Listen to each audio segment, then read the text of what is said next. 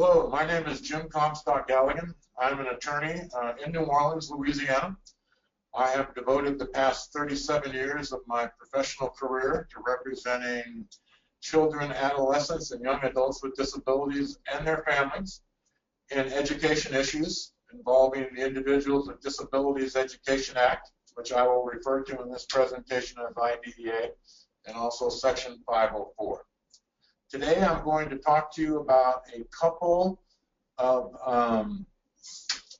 services under the Individuals with Disabilities Education Act, i.e. IDEA, that can be of real benefit to students with disabilities who have behavioral challenges. Those two issues are functional behavioral assessments, which I will refer to as FBAs, and behavior intervention plans, which I will refer to as BIPs.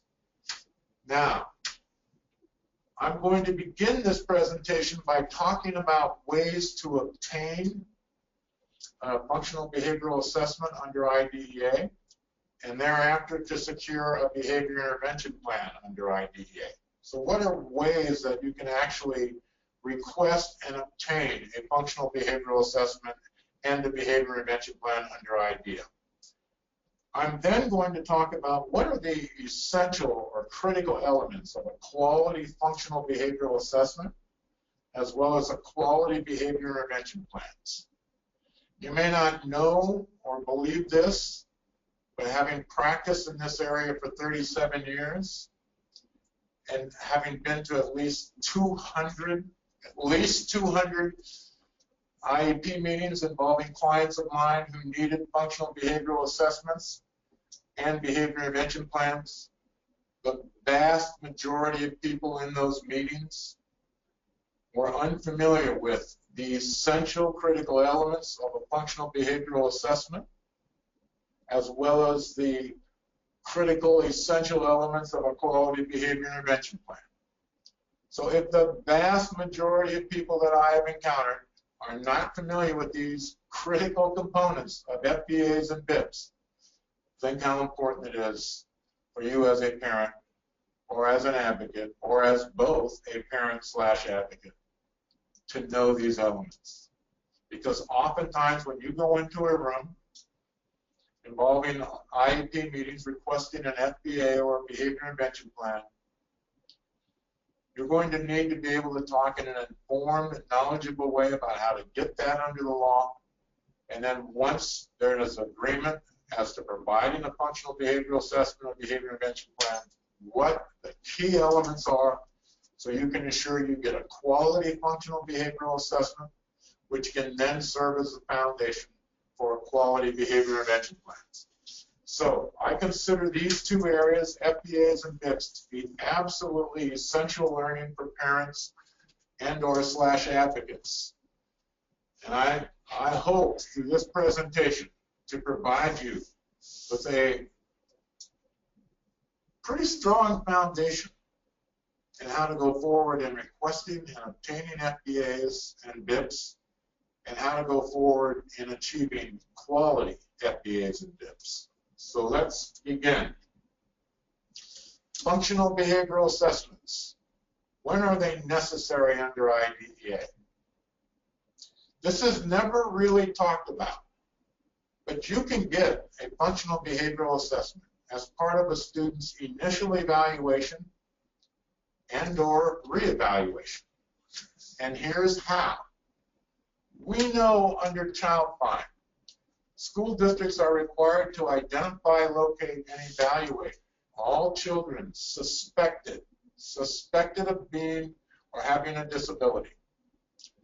Districts are required to conduct an initial evaluation of such children to determine if the child has a disability and to determine the educational needs of the child. So if a child is suspected of having a disability, a district must conduct an initial evaluation to determine if the child, one, has a disability, and two, what are their educational needs. And then if a child is found to have a disability, they are entitled to a reevaluation at least every 3 years, or sooner if requested by a parent or teacher. So now, that's the underlying requirements for an initial and or reevaluation. Well, here's what's never talked about, and that is that the Office of Special Education Programs under the United States Department of Education has said that a functional behavioral assessment, FBA, it's an evaluation, and it can be used to help determine if a child has a disability. Therefore, it can be a part of an initial evaluation, or if a child continues to be a child with a disability. So an FBA can be a part of a reevaluation as well. And there's a site here to a document produced by OSEP in 2009 that provides detailed explanations of what I'm going to cover here. OSEP has also said an FBA can be used to determine the educational needs of a child. Now remember, initial evaluation, look at the second bullet, is done to determine if a child has a disability and to determine the educational needs. So here OSEP is saying an FBA can be used to determine the educational needs of a child. So this is very important. If a child is suspected of having a behavior-related disability, or a child has, or a student has been referred due to behavioral issues, an FBA should be conducted as part of the initial evaluation. It's rarely, if ever, done. But the reality is, you should request it if the student is suspected of having a behavior-related disability or is referred due to behavioral issues. We know in Louisiana, where I live, an FBA is required for students who are suspected of being emotionally disturbed. It's required. But regardless of whether a student is suspected of being emotionally disturbed, I have often requested an FBA for students who are being evaluated due to a suspected behavior-related disability or due to ongoing behavioral issues.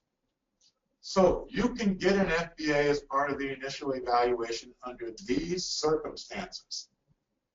If a student is already IDEA eligible and has a behavior-related disability, emotional disturbance, ADHD, traumatic brain injury, student with Prader-Willi syndrome who has behavioral issues, or has ongoing behavioral issues, an FBA should be conducted as part of any reevaluation. Again, rarely if ever done. So if it's going to happen, you're going to have to request it using those circumstances in this slide as the basis for your request, as either part of an initial evaluation or a reevaluation. But you can obtain it right from the get-go even. Next, here is another way to obtain a functional behavioral assessment. Under IDEA, an Iep team must consider the special factor of behavior in the case of a child whose behavior impedes the child's learning or that of others, and in so doing must consider the use of positive behavioral interventions and supports, which is known as PBIS. Now, any kid whose behavior impedes that child's learning or that of others, that kid's IEP team must consider the special factor of behavior. And in considering it, must look at PBIS for that kid. Now, this is interesting. This is the kind of knowledge that is power. OSEP's PBIS.org website stresses that the appropriate way to consider and use PBIS under the special factor of behavior is by first conducting an FBA and then developing a behavior intervention plan with PBIS.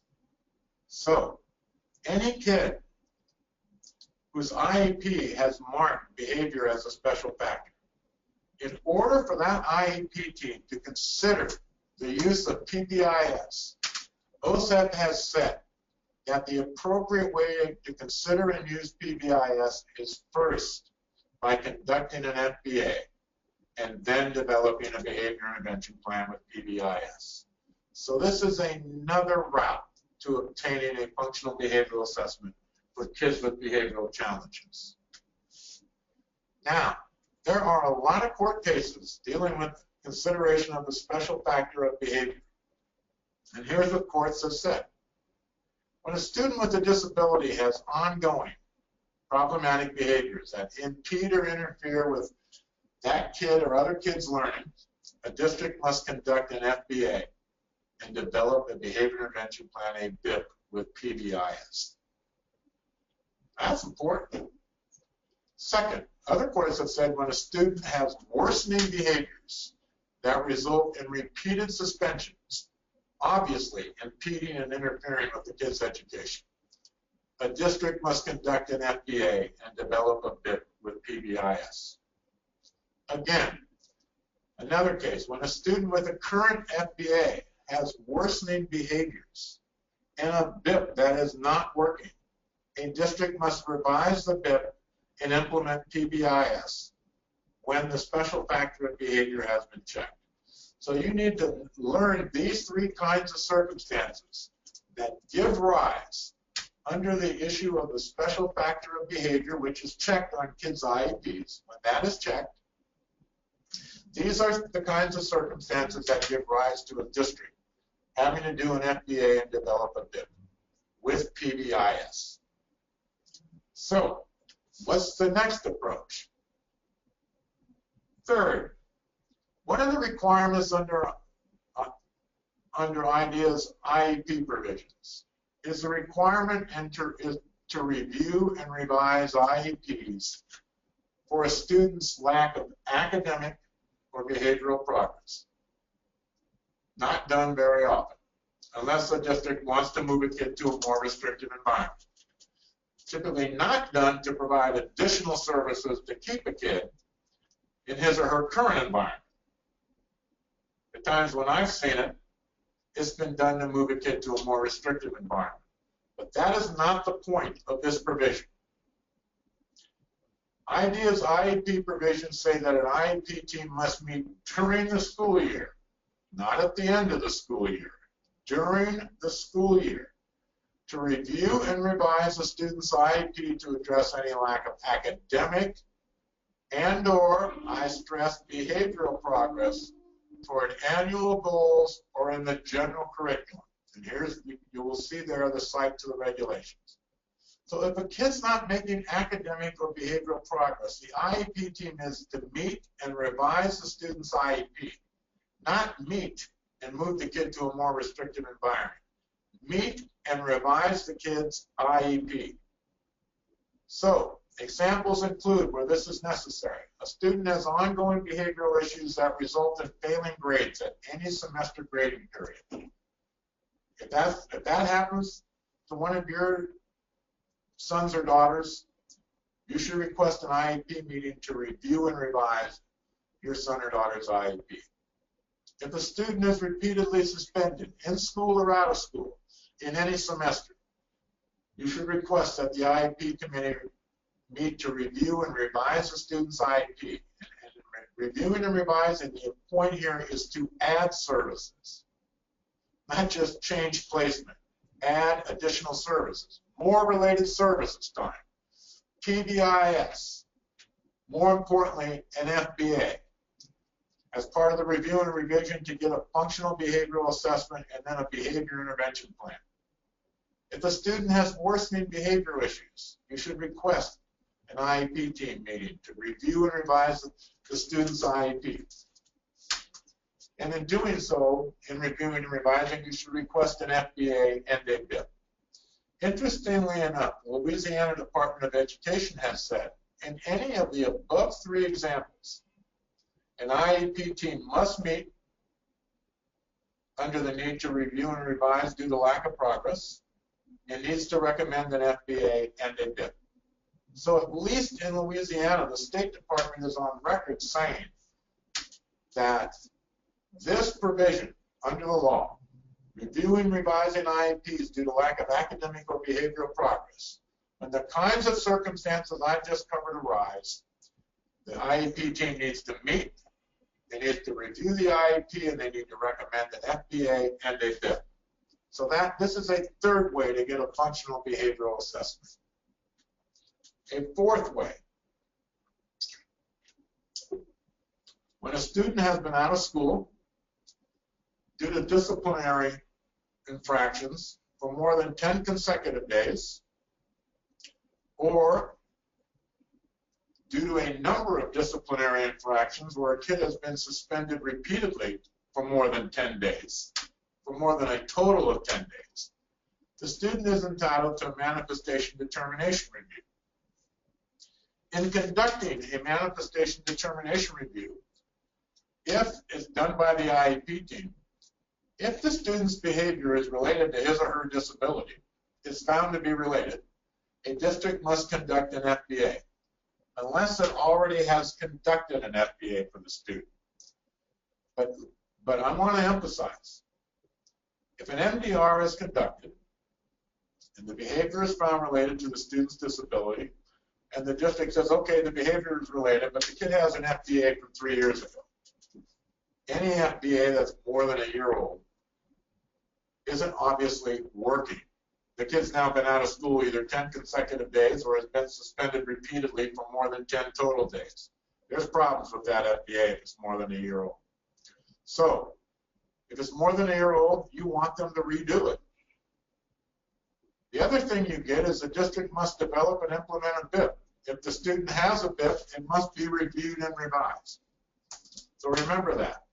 Whenever the behavior is related in an MDR determination, the student is entitled to an FBA. If they have one that's more than a year old, they're still entitled to an FBA in my view. You want a new one. They're also entitled to a behavior intervention plan. If they currently have one, it must be reviewed and revised. So this is a fourth way to get a functional behavioral assessment under IDEA. Now, this slide should say, when there is a manifestation determination review and the student's behavior is not related. I meant to correct this slide, I forgot, my apology. But you need to go in and correct this when the student's behavior is not related to his or her disability. In this instance, IDEA does not automatically require an FBA or BIP for the student. However, the law says that an FBA and BIP must still be provided if it is appropriate for a student, even if an MDR ruling is the behavior is not related.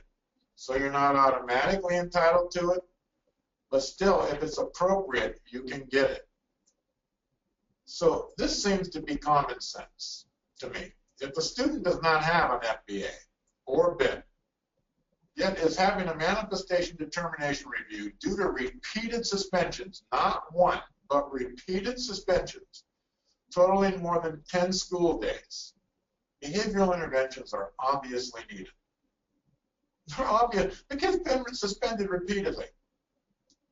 Behavioral interventions are obviously needed, and thus a functional behavioral assessment and a behavior intervention plan are indeed appropriate. So, remember, even when an MDR is done, if the finding is a student's behavior is not related, you can still get an FBA and a BIP if the student's MDR is a result of repeated suspensions.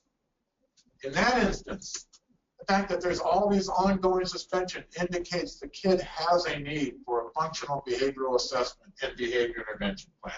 So this is a fifth way to get an FBA and a BIP. Now, those are the 5 ways to obtain an FBA and BIP. Now let's start talking about what are the essential elements of an FBA and a BIP. I am moving in my chair, so if you all hear a little noise, just bear with me for 1 second.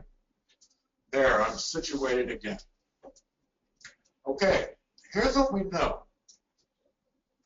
Under IDEA, in the changes that were made in 2004, they added a peer-reviewed research requirement. You're not going to hear this talked about at IEP meetings. If you don't bring it up, you will not hear it talked about. I have yet to be to an IEP meeting since 2004, where the members of the IEP committee themselves brought up the issue of the services they're recommending. Are they peer-reviewed, research-based? So again, you're going to need to know what are the peer-reviewed, research-based elements of FBAs and BIPs. And you start with, what is a requirement of peer-reviewed research under IDEA? Here's what it says, and I give you the site. A student with a disability's IEP, and thus IEP team, must include a statement of the special education and related services and supplementary aids and services based upon peer-reviewed research to the extent practicable to be provided to the student. And here's what the Office of Special Education Programs, OSEP, has said about the phrase extent practicable. It generally means states, school district, and school personnel must select and use methods that research has shown to be effective to the extent that methods based upon peer-reviewed research are available. To the extent that methods are available. Well, trust me, in the area of FBA and BIPs, there's a lot of peer-reviewed research as to methods that work and are effective. So, there is, and I'm going to cover with you, what are the peer-reviewed research-based elements of FBAs and BIPs? They're out there. They exist, and thus, because they are available, and it's clearly they're practical as far as using, they must be used. Now, IDEA's peer-reviewed research requirement applies, as I just noted, to students' FBAs and BIPs. In fact, there have been several cases since 2004 that have found that students' behavior intervention plans, BIPs, were inconsistent with, contrary to, or without peer-reviewed research support. Numerous cases. Here's examples. One involved the BIP, behavior intervention plan, that included interventions that were inconsistent with and contrary to peer-reviewed research, and which in fact reinforced problematic behaviors. And this is important. One of the cases dealt with the repeated use of timeout for students with escape behaviors. If students are engaging in problematic behavior in order to escape, and you send them the timeout, guess what? You've given them what they're looking for. They're trying to escape. You've sent them the timeout and, in fact, enabled them to escape. So behavior intervention plans that use timeout for kids with escape-oriented behaviors are inconsistent with and contrary to peer-reviewed research. Second, there are still behavior plans out there that are based on point and level reward systems. These systems and behavior intervention plans have no peer-reviewed research basis for students with autism. I want to repeat that. Point and level reward systems and behavior intervention plans have no peer-reviewed research basis for students with autism. Nor do they have peer-reviewed research basis for students with intellectual disabilities. None. None. In fact, the peer-reviewed research that is out there says they do not work for students with autism, students with intellectual disabilities, students with traumatic brain injury. So, in this case, they used a point and level system with the kid with autism. It was not understood by the student with autism, and he was punished every time he did not follow his behavior intervention plan, a plan that had no peer-reviewed research basis. Third, behavior intervention plans which fail to include PBIS. Here's the thing about PBIS. It is peer-reviewed research-based. Just go to the Office of Special Education Programs, PBIS.org website. You will find pages and pages of peer-reviewed research, evidence-based articles to support PBIS. And yet lots of behavior intervention plans fail to include PBIS, which is peer-reviewed research-based. So remember, this peer-reviewed research-based practices apply to FBAs and BIPs. So now, before we talk about what are the peer-reviewed research elements for FBAs, let's talk about behavior generally. I think it's really important as parents and advocates, and oftentimes parents are serving in both roles, that we understand behavior in the broader context than just FBAs. So let's look at some of the universal truths about behavior. All behavior, be it a child's or an adult, serves a function or a purpose. And it serves one of three functions or purpose. It allows a student or an adult to get something desirable. It allows a student or an adult to escape or avoid something undesirable. Or it allows a student or an adult to communicate a message or need. So, we know there are three functions to behavior: to get something, escape or avoid something, or send a message. Now think about it. Everyone who's out there, take 20 seconds and think about, have you engaged in a behavior in the past week in order to get something? Think about what that behavior was. Okay. If we were in an audience, I would say, let's hear about name a behavior that you've engaged in to get something. Now take 20 seconds and think about, have you engaged in escape or avoidance behavior? I've engaged in that twice already today. Twice. It's not even noon, barely noon in New Orleans. But I've engaged in escape and avoidance behavior on 2 occasions already. Think about, have you done that in the past week? And then think about, have you used behavior to communicate a message or a need? Doesn't even have to be words. Have you used behavior to communicate a message or need? Sometimes, as we know, all it has to be is a look across the dining room table. You don't have to say a word. We know we've done these things. It's not only true for kids, it's true for us. Our behavior, we use behavior to get something, to escape and avoid things, and to also communicate messages. Students do exactly the same. These are universal truths about the functions of behavior. Another universal truth: all behavior occurs within a particular context. At school, it may occur in certain settings. Students' behavior may occur in a cafeteria. Let's say problematic behaviors of a kid may occur in certain settings, like a cafeteria, or maybe they only occur in the classroom, or maybe they occur only in common areas like hallways. They may occur under certain conditions, only during reading class. Kids' problematic behavior only occurs during reading class, or only when there is a substitute teacher. Now, we all know what it was like to have a substitute teacher. Think back upon when you were in school. Was your behavior the same when a substitute teacher showed up? No way. Did your behavior deteriorate when a substitute teacher showed up? 9 out of 10 times as kids, our behavior deteriorated when we had a substitute teacher. So, there's a context for behavior. It occurs under certain settings, certain conditions, or during different types of activities. Kids' behavior may occur only during recess, out on the playground. It may occur only during assemblies. So, we know all behavior serves a purpose. All behavior occurs within a certain context.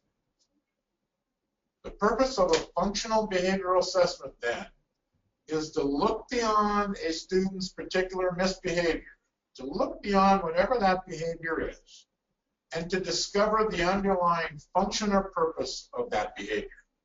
Not just to look at the behavior and say, oh, that's bad, that's a problem, but to discover the underlying function or purpose of the behavior. What's known as the why of a student's behavior. Functional behavior examines a student's underlying motivation to get something, escape or avoid something, or communicate a message.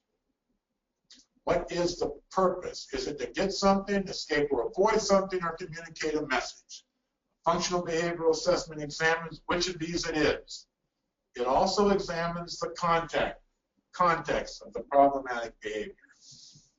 So, now we begin. It is critical as parents and advocates, oftentimes, as I've noted, parents serve in both roles, that you understand that you can get an FBA and it can be just awful. So getting an FBA under the 5 approaches that we talked about in the last half an hour does not assure you're going to get something of value.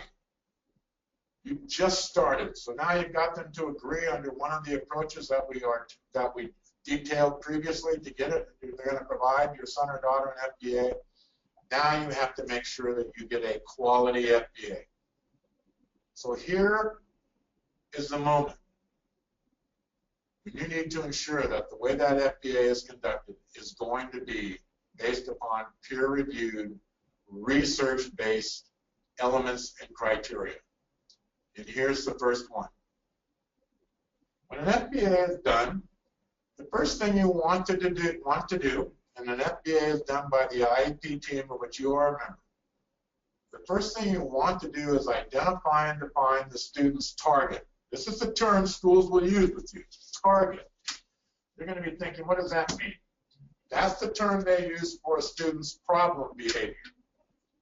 So, the first thing, as peer-reviewed research-based, is you need to identify and define the student's target / problem behavior through concrete descriptions. Let me give you a couple examples. Historically, this is what you would hear. Trish is aggressive. Well, trust me, aggressive is in the eye of the beholder. What does aggressive mean? You can ask 5 people what aggressive behavior is, and you will get 5 different descriptions of it. So hearing that Trish is aggressive really tells you nothing. We want to define Trish's aggressive behavior in concrete terms. Do not allow it to be put down as aggressive. Here's how it can be defined concretely. Here's what Trish actually does. Trish hits other students on the playground. She's aggressive. Really, what does that mean? Nothing. Trish hits other students on the playground. Do we now know what she does? Yes. What is the problem behavior? Hitting other students. What is the context for that behavior? The playground. Next, Tristan. You'll hear it. You'll see this a lot. Tristan is disruptive. Once again, that's in the eye of the beholder. Very vague. Borderline meaningless as far as what it really means. So, the first thing you want to do as part of an FBA is define Tristan's behavior in concrete terms. So here we go. Tristan makes numerous irrelevant and loud comments during reading class. Now it's defined. What's his problem behavior? Numerous irrelevant and loud comments. What's the context? Class. What's the most detailed context? Reading class. Reading class. If Tristan's only making irrelevant and loud comments during reading class, we don't want it to be, we don't want to define the behavior in concrete terms, irrelevant and loud comments, numerous irrelevant and loud comments, and then not define the context by simply saying during class. During class would not be true. It's during reading class. So again, concrete description of the problem behavior, and also what this slide should say, a concrete description of the context, but that's coming up next. So, define the problem behavior, identify the context and settings in which the target behavior occurs. Where does so? We want to identify the setting under which the target, i.e. problem behavior, is most likely to occur, as well as the conditions and settings where the behavior, problem behavior, i.e. target behavior, does not occur. For Trish, where does her behavior occur? On the playground. Where does it not occur? There's no indication that her behavior or problematic behavior occurs in the classroom. What about Tristan? He's disruptive where? Well, disruptive doesn't mean anything, but he makes numerous irrelevant and loud comments where? In reading class. Oops, my apology. So the context for his behavior is the classroom, and in particular the reading classroom. It's not the playground, and it's not the hallways. It's important when we begin an FBA that we not only define the behavior in concrete terms, but we define the context or the setting of the behavior in concrete terms, and also where the behavior does not occur. For Trish, you don't want the functional behavioral assessment being conducted in the classroom. Where do you want the functional behavioral assessment to be conducted? Out on the playground. For Tristan, you don't want them going out talking to the playground monitors. His classroom behavior is occurring where? Disruptive, not disruptive, I apologize, but his loud and irrelevant comments are occurring where? In reading class. So you don't want the FBA to be conducted out of the playground or to be done with hall monitors or to be done with the teachers in his other classes. You want it to focus on where the problem behavior occurs, reading class. So the first two things, define the problem behavior, define the context or setting for it, and where it also doesn't occur. And be sure the FBA is conducted where the behavior does occur. Third, is the problem behavior related to a skill deficit? This is the third factor. It's very important. Is there evidence that a student does not know how to perform the skill and therefore cannot? If a student lacks a skill, a problem behavior is likely to help him or her escape or avoid the task. Let's go back to Tristan. We know that his problem behaviors, otherwise known as his target behavior, occurs in reading class. In my experience, the odds are 50-50 that Tristan's behavior is related to a skill deficit. Imagine being in a third grade reading class and the material that is being taught at the moment, you don't know it. It's beyond your capability at the moment. You're not able to read that material. Now, are you going to sit quietly in your seat and wait for the teacher to come and call on you and risk being made to look stupid in front of all of your friends and peers? Or are you, in order to protect yourself, more likely to start acting out in order what? In order to escape. The reality is many kids with skill deficits, they engage in problematic target behaviors in order to escape. They are not bad kids. They are merely trying to protect themselves from looking stupid in front of their peers. And it only takes 5 seconds of our lives to think back when we were children and what it would have been like for us to have that moment occur for us where we get called on, we can't read material in a class. Just imagine what that might have been like. So, kids with skill deficits oftentimes engage in what are known as problematic behaviors, i.e. behaviors that are a problem for an adult, and they can be a problem for other kids as well in learning, but they're engaging in those behaviors in order to escape, in order to protect themselves. And so what happens to these kids oftentimes that have skill deficits? They act out. Where do they go? They do go. They oftentimes get sent to timeout. Now, when that kid gets sent out of the room to timeout, that kid, he's been acting out in order to escape. Is timeout an escape for that kid? Absolutely. But here's the bigger problem with timeout. What happens to that kid down in timeout? Is he learning any additional reading comprehension? Is he acquiring any additional reading comprehension? No. He's falling farther and farther behind because he's not being taught while in timeout. So the more time that kid spends in timeout, the farther behind he falls, and the need to act out, what? Does it increase or decrease? His need to act out in reading class is increasing because of the use of timeout. He's falling farther and farther behind. His skill deficit is becoming greater and greater. Now as he goes back into the class each day, he's farther behind. His need to act out has only grown, not diminished. So you oftentimes hear, well, at the start of the school year, the kid was acting out, Jacob was acting out maybe once a week.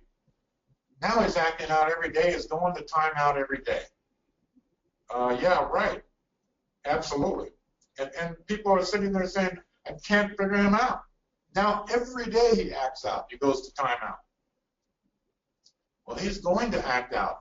He's fallen so far behind now, he's been going every day for the last 6 weeks. I've had a teacher say that to me. He's been in timeout every day during reading for 6 weeks. Think how far behind he is now.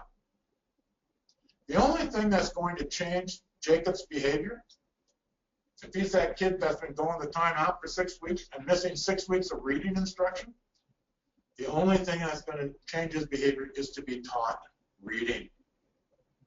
Until he feels confident with the material and thus safe amongst his friends in that class, he is going to continue to act out in order to escape and avoid looking stupid.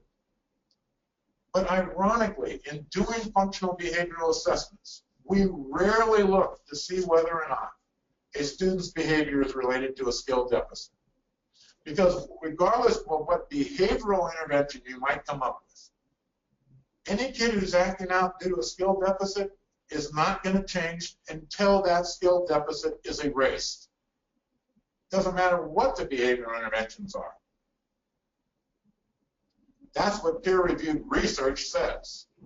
Until a kid erases his skill deficits, his behavior will not change.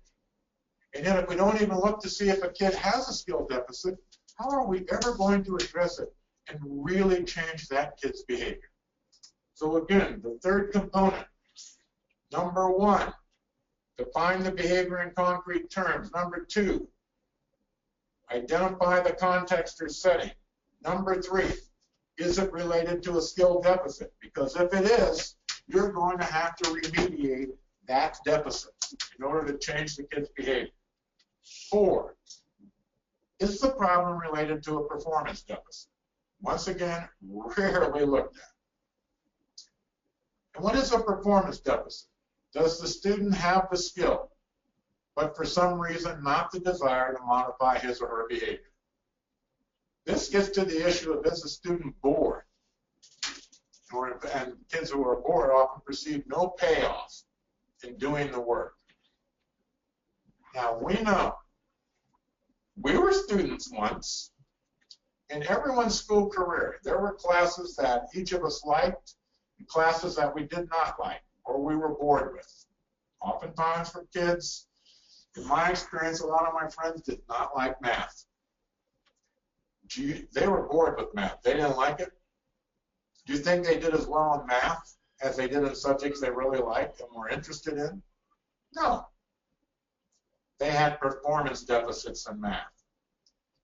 And each of us knows, no matter where you are out here listening to this today, in your experience as a student, you also had performance deficits likely at some point. Even if you got all A's, you could have had performance deficits because you didn't work as hard or do as much as you did in classes that you were interested in.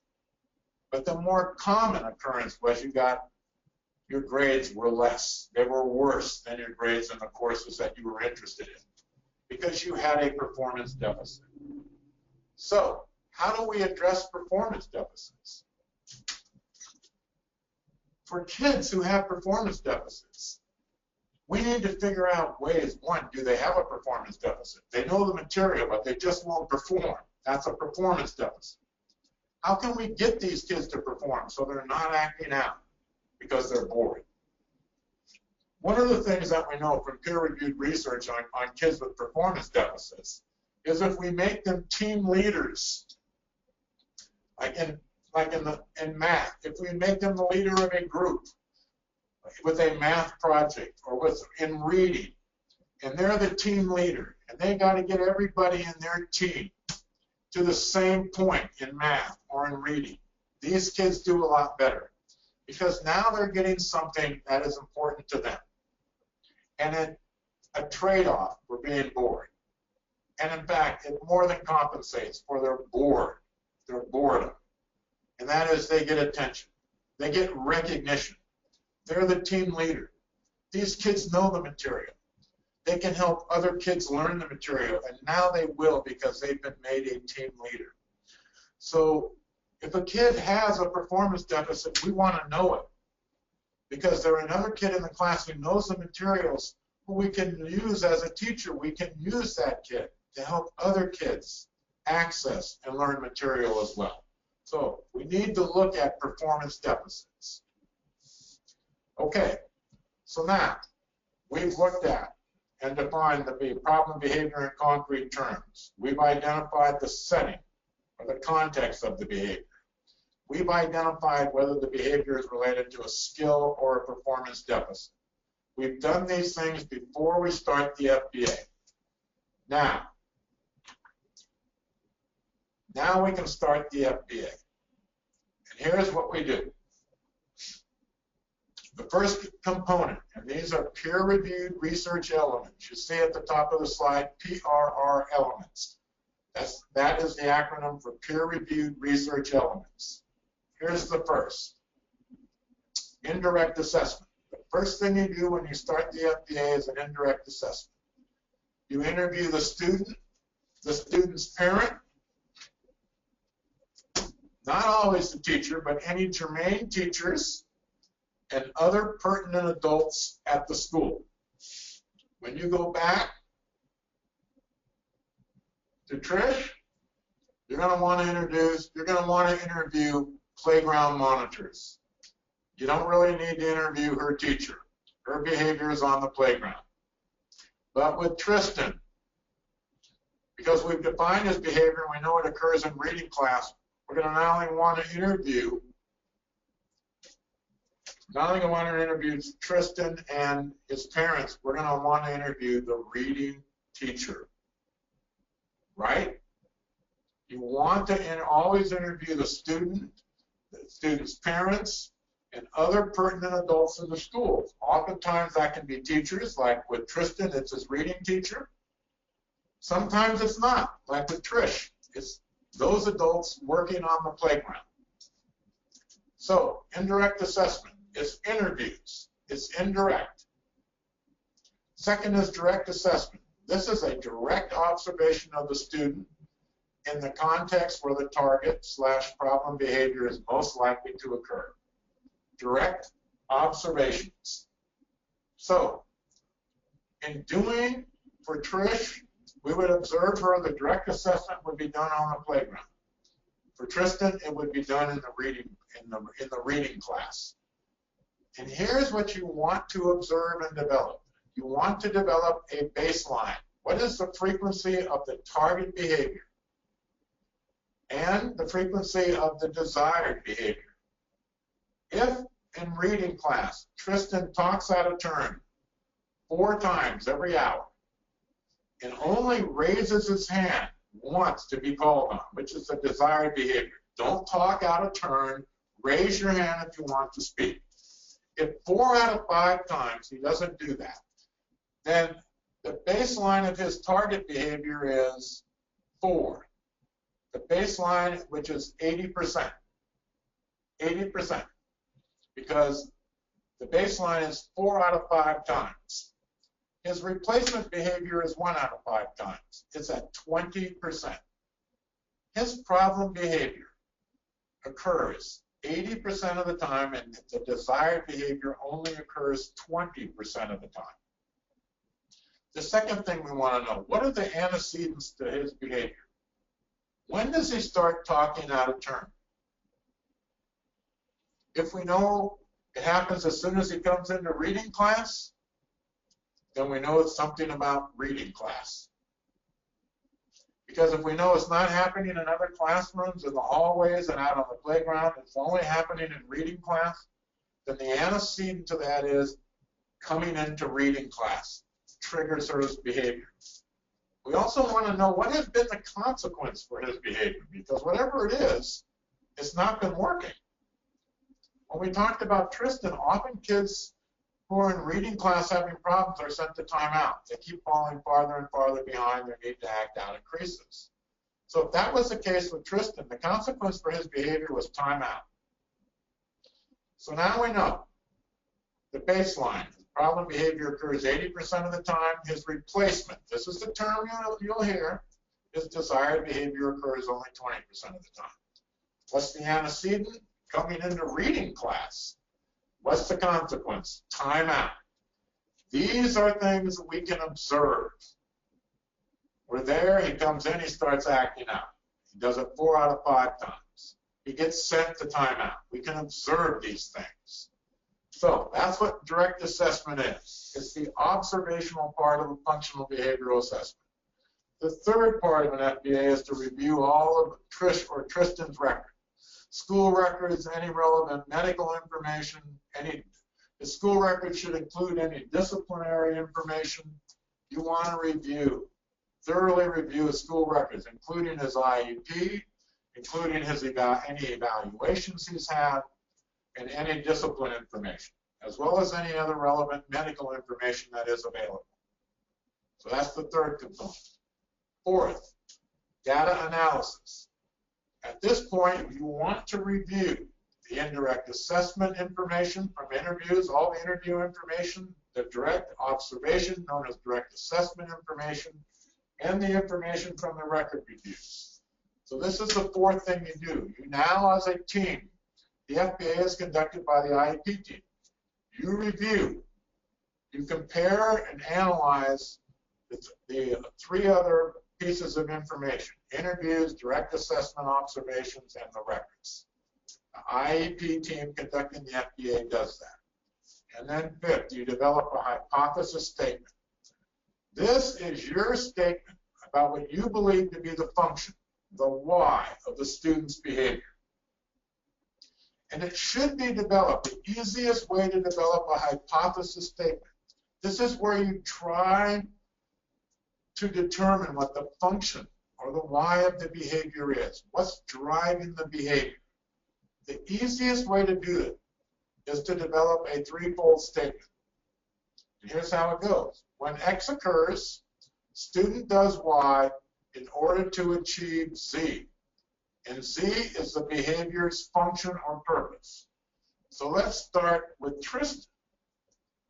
When reading occurs, Tristan does Y. What does he do? He engages in numerous loud and irrelevant comments in order to achieve Z. It could be that we come to the conclusion he's doing it to escape because he has a skill deficit. Or we could say that when reading occurs, Tristan engages in numerous loud and irrelevant comments in order to achieve what? Maybe it's not to escape. Maybe he has a performance deficit. So he's bored and he's acting out. What is he looking for? Attention. He's trying to get something, not escape. He knows the material. He's now trying to get something. He's trying to get attention because he's bored. So this 3-fold statement will allow you to look at when something occurs, the student does this in order to achieve Z, and Z is the function or purpose. It's a very simple way to develop the hypothesis statement about what is the purpose. Is it to get something, escape or avoid something, or send a message? So the hypothesis statement is the 5th component of an FBA. You can do this. After you do the data analysis of all the interviews, the direct observation, and all the record reviews, you'll be in a position to say exactly When X occurs, the student does Y in order to achieve Z, the purpose or function, the Y. You'll be in a position to make a hypothesis about that. It will also predict, as I just noted, the general conditions under which the behavior is most and least likely to occur. And also the probable consequences that serve to maintain it. With Tristan, you know, the general conditions under which the behavior is most likely to occur is reading class. Least likely, everywhere else. The probable consequences, we know. The consequences have been in the past, timeout. We've already know that. So, the hypothesis. It is the team statement about the function of the student's behavior. Here is kind of a formula of how to come up with your hypothesis statement. This is critical. It gets to the why. And now finally, the sixth element is testing the hypothesis statement. You know, your hypothesis statement is an educated guess. Not an educated guess, it's an educated determination, but it may or may not be right. So you have to test the hypothesis statement, and you have to come up with a way to test it. It's not that difficult. If you suspect, let's go back to the hypothesis statement. When reading occurs, Tristan engages in loud and irrelevant comment numerous times during class in order, if you say, to escape. Then the way to test that is, if you think he's needing to escape because of a skill deficit, is you can test that hypothesis statement by having the teacher work with Tristan on reading material that is at a little bit lower level than that being taught to see if he has the skills at a lower level. If in fact he does, and then as the teacher works with him and is bumping up those skills, determines that he's not at the level where the current class is at, then you have proven that it is a skill deficit.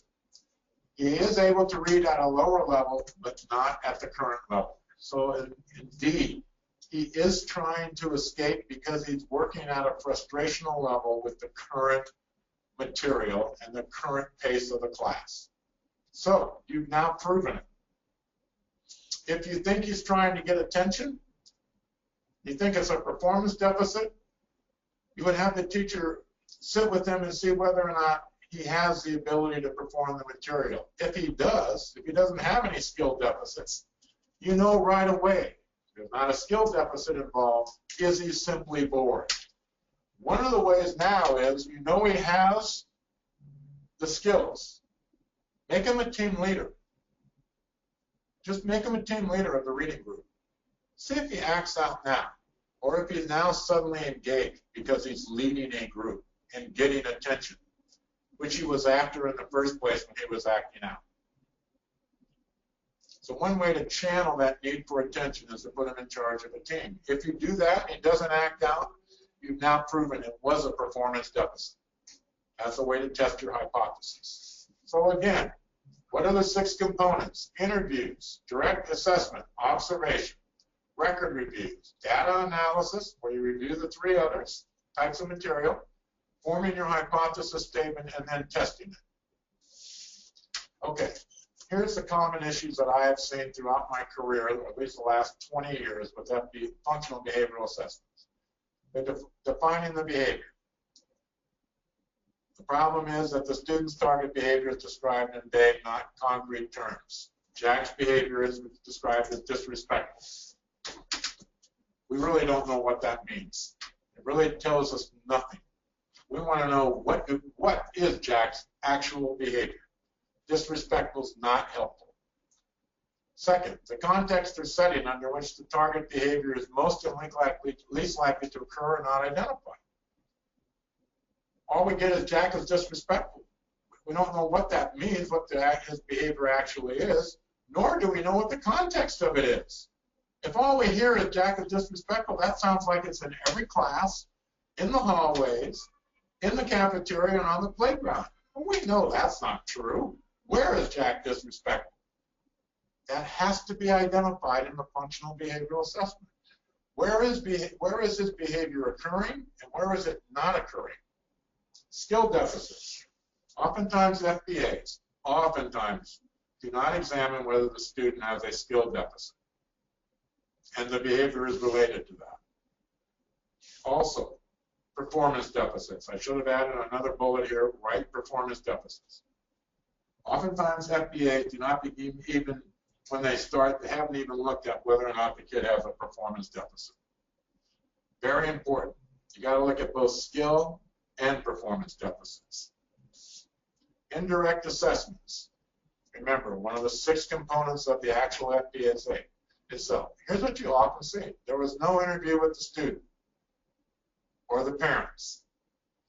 And people say, oh, we don't have to interview a 5-year-old. Really? You don't think a 5-year-old can tell you about his or her behavior? I sat in a meeting once about an FBA, and I asked the behavior specialist and the mother to go out and talk with the kid about his behavior, and to come back and tell us, a 5-year-old, the kid was 5, about what the kid had to say about his behavior. And you know what he said? He was angry that his father and his parents were no longer together. Now his father wasn't there when he woke up in the mornings. He was angry. And he felt bad. But he mostly felt angry that his father wasn't around. He knew it wasn't his mom's fault, but he was angry that his dad wasn't there. He was mad. He wanted his dad to be there, and he was mad every morning about that. You can be sure he was sad too, but that's how he described it. Now, was there value in interviewing that 5-year-old student? Yes. We learned a great deal. He's not a bad kid. He has a lot of anguish and pain due to his father no longer being in the household. But you know what? We would have only been guessing if we hadn't talked to him. The mother may well have known, but would not have put it perhaps in the exact terms that the kid did. So it is always important to interview a student. Now, if the kid's 3 years old, maybe not. But 5 and up, absolutely interview the student. The parent should always be interviewed. Oftentimes, I've seen it where it doesn't happen all the time. Too often it doesn't. By often, I mean 40% of the time in my career, parents aren't interviewed. Probably a third of the time, the student isn't interviewed about his or her concrete behavior. That's a problem at the school. You also see that other school personnel who have observed the problem behavior. Jack's target behavior is reported as occurring on the playground, yet playground monitors are not interviewed. So again, one of the things you look at as in an FBA is under the indirect assessment, the interviews. Was the student interviewed? Was the parent interviewed? And those adults at the school who have witnessed and observed the behavior. For Tristan, his behaviors in reading class, you don't want to interview his other teachers, you want to interview his reading teacher. For Trish, whose behavior was on the playground, you don't need to interview Trish's reading teacher, you need to interview the playground monitors. Oftentimes, not often, but I've seen it happen where those individuals are not interviewed. Direct assessment. There's no student observation. You cannot have a quality FBA without an observation of the student, or without an observation of the student in the correct setting. I've seen students, the observation is done in the wrong setting. As we mentioned with Jack, his behaviors problems are on the playground. His observation is in the classroom. That's the wrong setting. It's almost as bad as not doing an observation, doing one in the wrong setting. Another ongoing issue in FBAs, there's no baseline data collected regarding the frequency of the problem behavior and the frequency of the replacement behavior. So these are things to look for with an FBA. Data analysis. There's no baseline data available to review. Hypothesis statement. It does not state the function of the target behavior. You cannot have a hypothesis statement if it doesn't state what the team believes to be the function, the purpose, the why of the student's behavior. So you'll often see this because it does not articulate a threefold statement. The hypothesis statement is not done in this kind of formula or equation where when X occurs, the student does Y in order to achieve Z. This is the simplest and the clearest way to develop a hypothesis statement. And if it's not done, you can actually get so-called hypothesis statements that don't state the function of the target behavior. They just repeat what the behavior is. The purpose of the hypothesis statement is to determine the why of that concretely described behavior. Another problem you'll see is that the hypothesis statement is not tested. You know, it's an educated determination. It has to be tested. If not, it could well be wrong. So you have to test it for accuracy. It's absolutely essential that it be tested for accuracy. Okay? So that's the hypothesis statement. Now, who conducts the functional behavioral assessment? The student's IEP team and someone knowledgeable about the behavior. You should always have a social worker or a school psychologist involved in a functional behavioral assessment. Most of the behavioral information that needs to be collected, the observation, should be collected by a social worker or a school psychologist. Some of the interviewing, you know, some of the interviewing can be done by IEP team committee members, but if you can get the social worker or a psychologist to do it, they understand behavior. The interviews are very important to developing the appropriate information about the behavior. So I would recommend that the social worker or school psychologist do the interviewing and the assessment. But the review of the records, the analysis of the records, the hypothesis statement, and the determination of how to test it can be done by the IEP team. And the IEP team, as I said, reviews all of the information, and they have to agree on the hypothesis statement and the testing of it as well. So that's what we know. Now, because I'm kind of running over, I've already gone a little bit more than an hour. I'm going to spend 10 minutes only. We've just covered how to get a functional behavioral assessment and what are the peer-reviewed research elements of functional behavioral assessments. Here's the peer-reviewed research elements of behavior intervention plans. So first, the person responsible for implementing the behavior intervention plan must be listed on the plan. Who's responsible for implementing it? Has to be on the plan. The baseline data from the FBA that we talked about the frequency of the target problem behavior and the frequency of the replacement desired behavior, it must be determined by the FBA and it must be built into the bid. We need to know where that kid is starting. With Tristan, we talked about 4 out of 5 times he's engaging in problematic behaviors. Only 1 out of 5 times is he raising his hand. The other 4 times he's talking out loud. So we need to know the baseline data for both the problem behavior and for the replacement desired behavior. And it has to be in the BIP.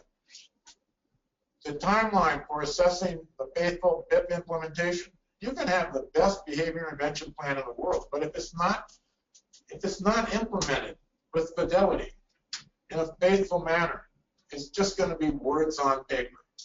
So one of the things that's required is you must include a timeline for monitoring whether the BIP is being implemented. And peer-reviewed research says when a behavior intervention plan is first developed, it needs to be monitored weekly to ensure it's being implemented. After 6 weeks, you can switch to bi-weekly monitoring to ensure it's being implemented. Behavior intervention plan is only as good as its implementation. So weekly to begin with, and then bi-weekly. And who's the person responsible for assessing this faithful implementation? That person has to be listed on the behavior intervention plan, and it cannot be the person who has a conflict of interest. If the teacher is responsible for implementing the plan, he or she cannot be responsible for monitoring whether they're faithfully implementing it.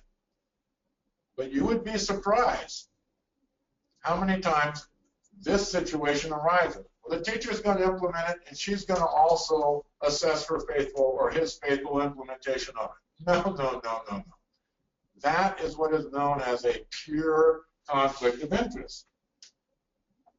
So, somebody's separate. What's the timeline for monitoring and evaluating whether there are changes in the student's target behaviors and replacement behaviors due to the implementation of the behavior intervention plan? So, you must include a timeline for collecting and analyzing behavioral progress data, or lack of behavioral progress data. And this should be done, in my view. You should be collecting this data every couple of weeks at the beginning. Then you can switch after about 3 months to every month you can be collecting the data, reviewing it. You need to be collecting it all along the way. But you should be collecting and reviewing it every couple of weeks. You want to check the faithful implementation every week. You want to check whether that implementation is resulting in behavioral changes every couple of weeks. Don't wait 9 weeks to see whether the behavior intervention plan is working. Collect the data and review it every couple of weeks for the first 3 months to be sure the plan is working, and if it is not, revise the plan. The behavior intervention plan should include the use of positive reinforcements for appropriate student behavior. This is PBIS. The law requires, as we talked about earlier, the use of PBIS. So, the behavior intervention plan needs to include a pattern of positive reinforcement. Why? Because PBIS is peer-reviewed, research-based. Now, how do we know what positive reinforcers under PBIS are going to work for a particular student? We need to get the student's input. Ray, what are effective positive reinforcers for that student? And in this instance, we need to do what's known as an interest inventory. So whenever you're working with an IEP team on doing a behavior intervention plan, you want to be sure an interest inventory is done for your son or daughter, so we can determine which positive reinforcers work for him or her. I've been to too many behavior intervention plan meetings where they give you a sheet with a checklist. And the committee sits around and says, okay, so which one of these positive reinforcers do we believe as adults will be effective? What? All you have to do is ask the student. Give the student, if you want to know what positive reinforcers work, we shouldn't be sitting around guessing. Let's hear what the student has to say. Give him or her an interest inventory. Here's the other thing. You have to vary reinforcers. You cannot have just one positive reinforcer. It's like getting ice cream every single day. You're going to get sick of it. So you have to include more than 1 or 2 positive reinforcers in a behavior intervention plan, because some positive reinforcers grow stale with constant use. And things that go stale, we don't like, whether we're a kid or an adult. So you need more than 1 or 2 positive reinforcers. This is probably the most important thing about an effective behavior intervention plan. We need to know, as I've said before, what is the target problem behavior rate and what is the replacement desired behavior frequency rate. And when you're developing a BIP and you want to say that a student's, many school districts will say we have a compliance, a desired, what's known as a replacement/desired compliance rate of 80% in this district. Every student's behavior has to be at 80% compliance minimally. Really? Well, think about this. Imposing an 80 to 100% replacement behavior rate immediately for a student. You write it in the behavior intervention plan. We have an 80% replacement behavior rate in this district that students must attain. So starting tomorrow, the kid has to be at 80%. If you put that in a kid's behavior intervention plan, and that kid is at a current replacement behavior rate of 25%, or like Tristan, his replacement desired behavior rate is 1 out of 5. He's at 20%. To say tomorrow he's going to be at 80% from now on, 4 out of 5 times he's going to raise his hand, and he's only going to talk out of turn 1 time starting tomorrow, when he's currently doing it 4 out of 5 times, that plan is completely unrealistic and will never work. And it is the reason that the vast majority of behavior intervention plans for students in this country do not work. Because the link between the kid's current replacement behavior rate, Tristan 20%, and their rate that's required in the behavior intervention plan, 80%, is too great and thus too unrealistic. A kid can't go from 20% today to 80% tomorrow. But yet I see it all the time. I say, well, what's the kid's current replacement rate? He's at 15%. What does he have to be at tomorrow? 80%. Yeah, right. Like, that's going to happen. If a kid's like Tristan is at 20%, we want Tristan to succeed. We should not, as adults, be setting him up to fail by saying tomorrow you're at 80. What should we say? What should we be looking for Tristan under his behavior intervention plan to start, as far as a replacement / desired compliance rate? What should it be? Is that 20%? It should be a 30. Because then, if 1 out of 5 times he's engaging in the desired behavior, if we can get him to 1 out of 3 in the next 6 to 12 weeks, 1 out of 3, that's significant improvement. Significant improvement. It's more than he's gone from 20% to 33%. That's more than a 50% improvement. That's real success. And he will feel like he's succeeded if we make it a 30. And then when he's at a 3rd, we bump it up to 50%. And then we bump it up to 66%. But we do it in stages so he can improve his behavior gradually, which is how behavior is improved. It doesn't happen overnight. What happens overnight is kids see themselves failing every day and they think, why should I even bother? I quit. I'm not doing this. I'll never do that. That's what happens when we put 80% on kids who are at 20%. So a good behavior intervention plan draws a clear link between the current replacement behavior rate and what's required in the plan. If the current is 20, we shoot for 33. If the current is 33%, we shoot for 50. We don't shoot for 80 tomorrow.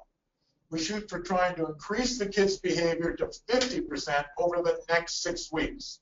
Then after that, we move from 50 to 66%. This is very important. When you're in a meeting and a kid's at 20 or 25% or at a 3rd and they say tomorrow it's 80%, that plan is inappropriate and there is no peer-reviewed research to support it. None. 0. And yet it is the most common type of behavior intervention plan that is done. All this work is done in the FDA. All this work is done ensuring that all the right people's names are on the behavior intervention plan, that it's going to be reviewed for faithful implementation, it's going to be reviewed to see if the kid's behavior changes. But at the very end, we say, oh yeah, the compliance rate starting tomorrow for a kid at 20% is 80. Oh my God. We've just flushed it all away. And let me just, I think it's important to remind adults of this. We are going to finish with this. And this is very important. So this module is going to run a little longer than the other one that I did today. But this is important. Adults in the room who think this 80% is fair to kids should be reminded about the issue of New Year's resolutions. What's a New Year's resolution? It typically represents a behavior that an adult has identified that he or she needs to change. So these are behaviors that adults, the vast majority of whom do not have disabilities, they've identified a behavior about themselves that they need to change. Just like when they go to meetings to develop behavior intervention plans for kids, we talk about behaviors that kids have that they need to change. Well, let's see how good adults have been at changing their behaviors when they don't have a disability. Here's what we know about New Year's resolutions in America. Only 8 to 12% of adults are able to fulfill their New Year's resolutions. Only 8 to 12%. 88 to 92% of adults fail with their New Year's resolutions and thus are unable to change their behavior. They have identified a behavior that they need to change, and 9 out of 10 adults who make New Year's resolutions cannot do it. But they never have that context. They never think what they're expecting of students in the context of, would it be fair to expect that of ourselves, and how have we done when we have? 90% of adults are unable to keep their New Year's resolutions, and consequently are unable to change their behaviors they've identified they need to. And get this, what percentage of adults quit on their New Year's resolutions after a month? This is a luxury kids don't have. They get a behavior intervention plan in September. They're expected to follow it till May. Now, adults set a New Year's resolutions in January. What percentage of adults quit after 1 month on their New Year's resolutions? They just give up. 40%. 2 out of 5 adults, even after 1 month, walk away from trying to change their behavior. They give up. It's too hard for them to do. Yet we have kids on behavior intervention plans for 9 months at a time and then years. And yet 2 out of 5 adults can't stick with a New Year's resolution for more than a month. What percentage of adults have quit their New Year's resolutions after 3 months? 2/3. 2/3, 2 out of 3 adults walk away unable to change their behavior after 3 months. 3 months. What do you think if they were at 80% compliance every day, they'd be walking away from their New Year's resolutions? No. They're not anywhere near 80% compliance. That 40% of adults who quit after 1 month, their compliance rate is typically between 20 and 40%. So trying to change your behavior overnight and go from 20 or 40% compliance to every day I'm going to follow this diet, or every day I'm going to work out for an hour and a half, people can't do it. 40% quit after a month. 2 out of 3 adults stop after 3 months. So really, when you put it in that context, adults begin to understand, like, whoa, wait a minute, maybe 80% is way too high. Because 80% is something adults cannot achieve. They haven't been able to do it, and they do not have a disability. But they don't think about what they impose upon kids in the context of their own behavior, and would it be fair to them, and would it be attainable. And when you put New Year's resolutions on the table, it gives adults a whole new perspective on what reasonable expectations are for students with disabilities. And no different than students with disabilities. So if you're at 20%, 33% should be your goal over the next 6 weeks. The same should be for people with New Year's resolutions. What we know is, for people who succeed in their New Year's resolutions, they take small steps. They don't say, starting tomorrow, I haven't been working out the past year, I'm going to work out 5 days a week. No. That's not going to happen. What they do say is, I'm going to start working out 2 days a week. 6 weeks from now, I'm going to go to 3 days a week. 3 months from now, I'm going to go to 4 days a week. 5 months from now, I'm going to go to 5 days a week. And they build up to that. People who say, oh, because we have this obsession in America with weight, I'm going to lose 40 pounds. 90% of those people do not make it. But people who say, I'm going to lose 3 pounds in the first 2 months. Then I'm going to lose 4 pounds in the 2 months after that. And then I might lose 5 pounds in 2 months after that. But don't have this 40 staring them in the face. Have the next 2 months, I'm going to lose 3 pounds. That's what they're focused on.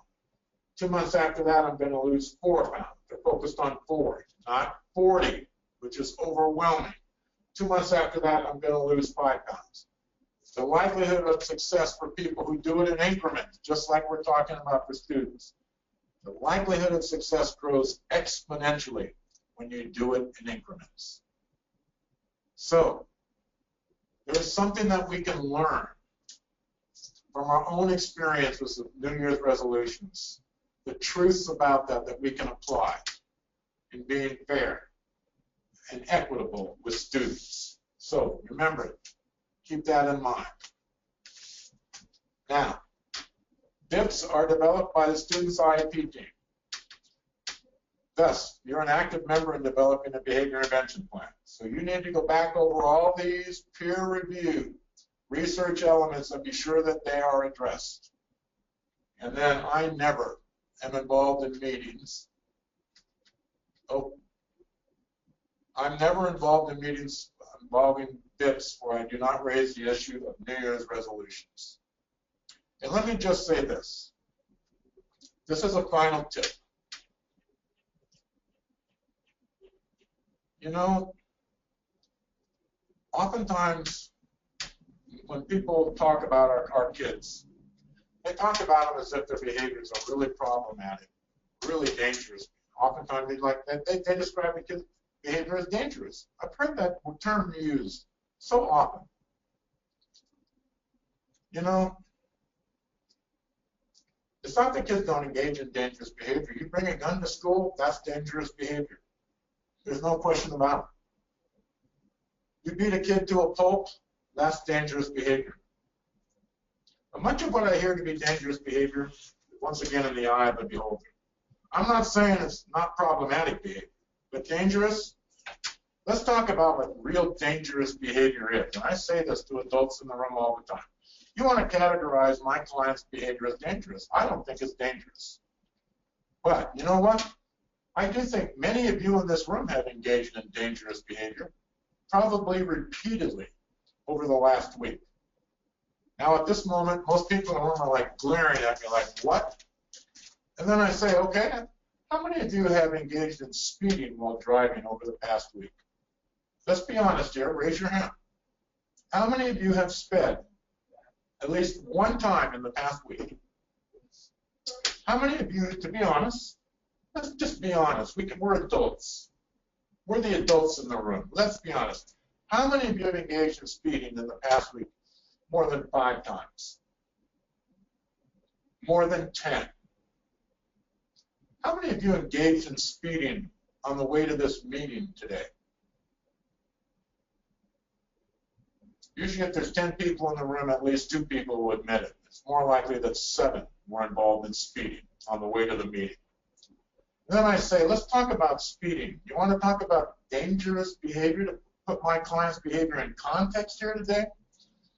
Do you know how many people are killed in the United States due to people who speed?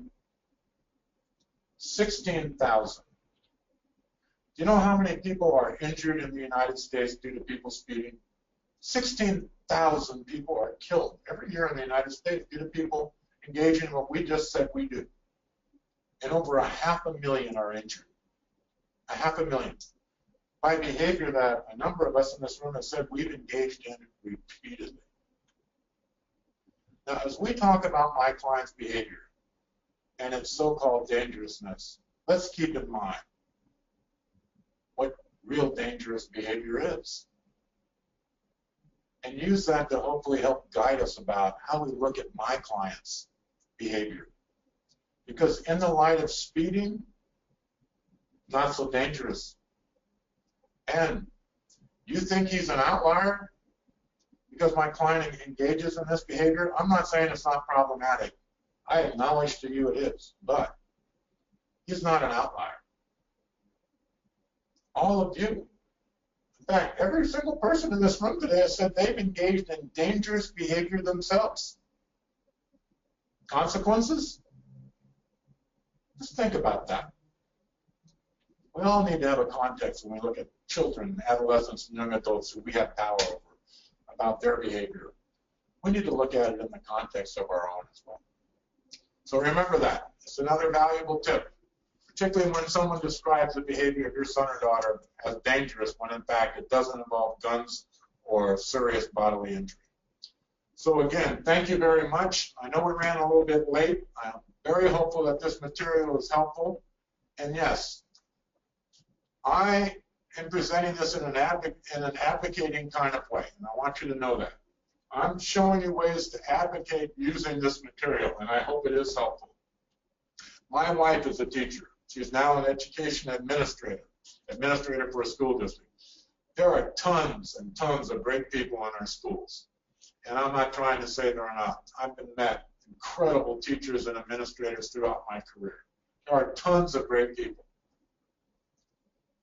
But the reality is there's not always tons of great practice. And one way to ensure great practice is to know it yourself. There is a lot of great practice out there, but you cannot guarantee it's going to happen every time you go into a meeting. So the more you know, the more effective you can be at ensuring that good practice occurs for your kids. So again, thank you very much.